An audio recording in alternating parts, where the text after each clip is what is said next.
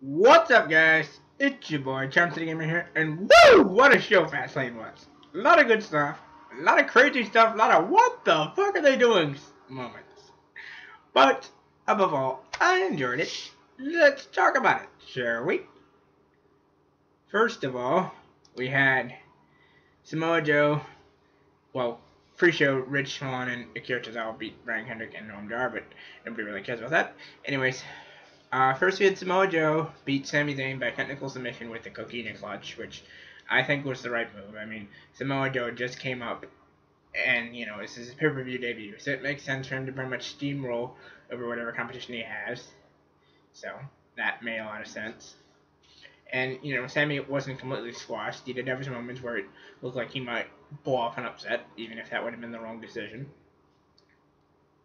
So, good match, and, you know, Joe looks like a world beater, and Sami looks like he's, you know, just below Joe's level. He's not, like, not quite there, but he's not, like, completely off Joe's level, so there's that. And then we got Luke Gallows and Carl Anderson, the club, defeating Enzo and Cass, you know. Yeah, decent match. Not the greatest match ever in tag team history, obviously, but, you know, for what it was a decent match, and obviously the club's probably going to drop them to Enzo and Casamania, so there's that to look forward to.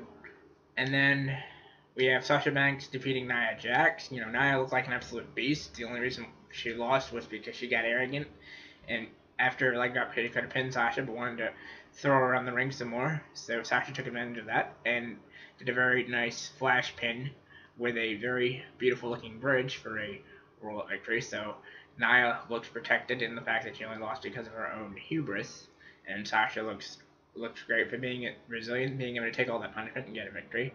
Then we had a couple of unannounced matches. Cesaro beating Jinder Mahal, who broke up his team with quote-unquote handsome Rusev. So I mean, it's like so much for hard body Mahal and handsome Rusev, you know.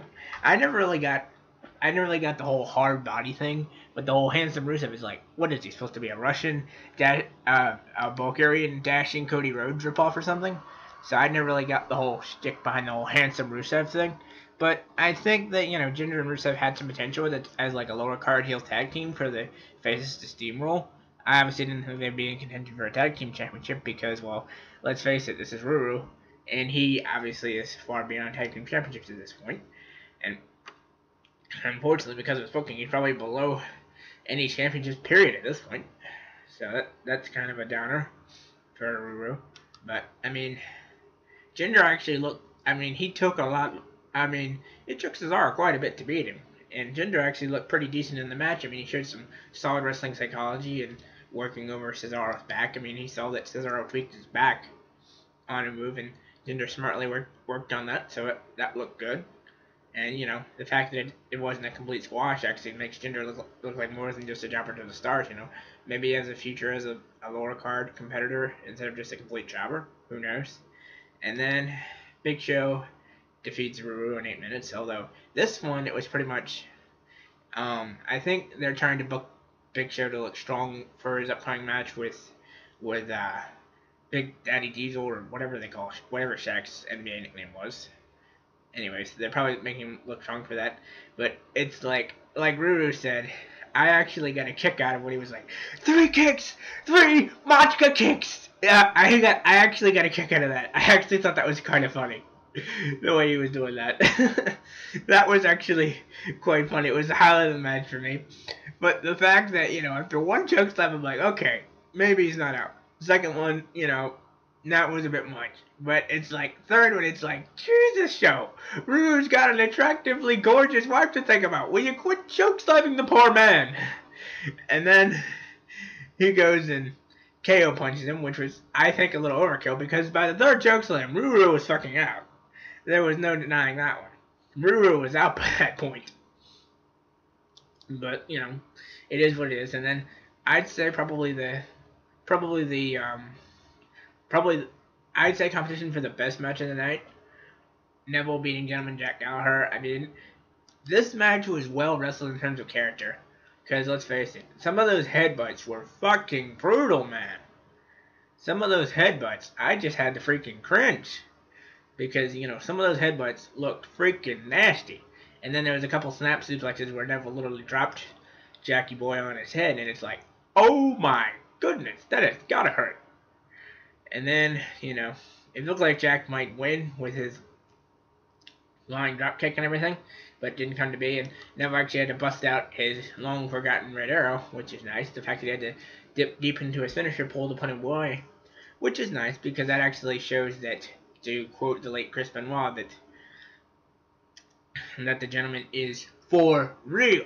And then, of course, this is the match that'll probably get me a lot of hate. You know, Roman slayed the monster among men, Braun Strowman.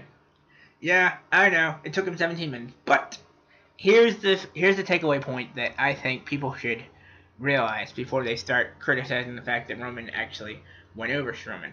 He did kick out of a spear. It took him like 3 Superman punches to take the big man down to a knee. And the only reason why Strowman actually lost was because he went to the top rope and tried a Benoit / Daniel Bryan diving headbutt and missed, which stunned the big man, allowing Roman an ample time to get up and spear him. So if he didn't try that, I bet you Strowman wins. So the only reason Strowman really lost was because of one little mistake he made on his part. So, you know, Strowman still looks like a world beater. And for all those people that think that, oh, he's buried now, his credibility is shot, give me a freaking break. He looks like an absolute monster out there. Hence his nickname, the Monster Among Men. But anyways, you know, Strowman looked great. He'll be fine going on. I mean, he'll probably steamroll through the Andre the Giant Memorial Battle Royal for all we know. And then here's the part of the show that really made me happy. Charlotte's streak is dead! Dead! Yes! Woohoo! Streak is dead! Yes, I just telegraphed who won the match, but I had to mark out for a minute.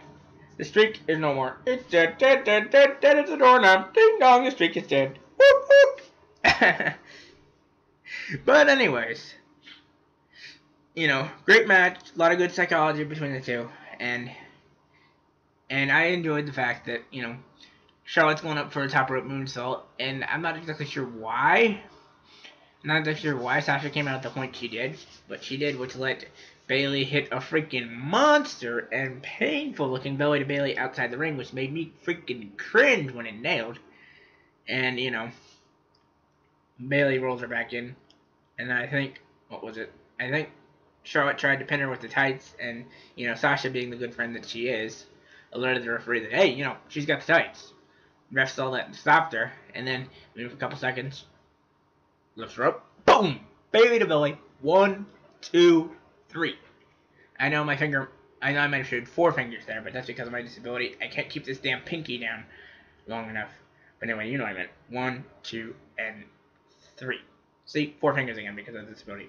But anyways, the point is, Bayley got the win off the belly to Bayley. And the cursed pay-per-view streak that made the title look like a freaking toy and made all the other challengers, other than Charlotte, look fucking weak, is dead! Dead, dead, dead! Now, personally, what I would have done, and this is just me booking in hindsight here, personally what I would have done is obviously have Bayley first capture the belt at Mania and end the streak that way, you know, double whammy kind of thing. But if you can't do it that way, what I would have done is have Bayley win by disqualification. Therefore, it's not like Charlotte lost, so to speak. She wasn't actually pinned or submitted, so she could still hang her hat on the fact that she hasn't actually been pinned on pay-per-view, pinned or submitted, so she hasn't technically lost, so to speak, because who really counts a disqualification as a loss in wrestling these days? So there's that. But, you know, it is what it is, and I think that, you know, maybe, I mean, it obviously won't be as big a deal for Bayley to successfully defend the title at WrestleMania that it would be for her to win the belt at Mania. But, you know, it'll be a big moment regardless, and I'm happy as hell for her that she gets to walk into WrestleMania as champion, and that it appears that my girl Alexa Bliss will walk in as champion. So, both my girls walk into Mania as champion. Everybody wins. Hugs for everybody! Anyways, you know, Charlotte's probably going to invoke a rematch clause. Maybe Stephanie pulls some BS to keep the streak alive tonight on Raw. Who really freaking knows? I'm just glad the pay-per-view streak is over. Now, here comes the part where I might get a little bit troll. KO and Goldberg, the main event. You know, KO does some great taunting outside the ring. You know, he's just trying to you know, psych Goldberg out and getting to burn himself out because, you know, Goldberg's like in there snorting and spitting and, you know, getting all revved up and shit. And then, um, and then, you know, he keeps taunting him and taunting him, and KO's like, you know, I'm ready now, ring the bell. And then second the bell rings, break the walls down! Jericho comes out, and, you know, Owens distracted by him. He's looking at Jericho, turns around, boom, spear. And then Goldberg goes him up, jackhammer! 1, 2, 3. You know, there's your pin. New champion, new Universal Champion in an astounding 21 seconds. Now, I know people are going to say, oh, they just buried Kevin Owens because, you know, you take a guy that's worked for 6 months as Universal Champion and you give it to a part-time performer that's literally worked 5 minutes in 3 matches. Or hit 5 moves in 3 matches, I should say. And he's worked a total of 108 seconds in 3 official matches, not counting the Royal Rumble. Well, guys, give me a break. Give Goldberg this one last moment in the sun. You know, he's probably going to drop the title to Lesnar anyway, and the title will probably just disappear till SummerSlam. You know, maybe Goldberg retains it by some miracle, and then he vacates it the next night on Raw or something. I don't know. I think that would be the best course of action, you know. Goldberg win and retain the belt, and then vacate it the next night on Raw, so a younger champion can be crowned. Who knows at this point? But in any case, you know, I know I'm probably going to get some hate for that, but, you know, I'm happy for Bill. But on the one hand, I am kind of sad that we won't get Jericho for the Universal Championship because I think that would have been a great money match. But, you know, I guess it just wasn't in the cards. I guess they'll just wrestle for the United States Championship. I just hope that over on SmackDown they don't do AJ Styles versus Shane McMahon because, with all due respect to Shane, AJ deserves way better than that.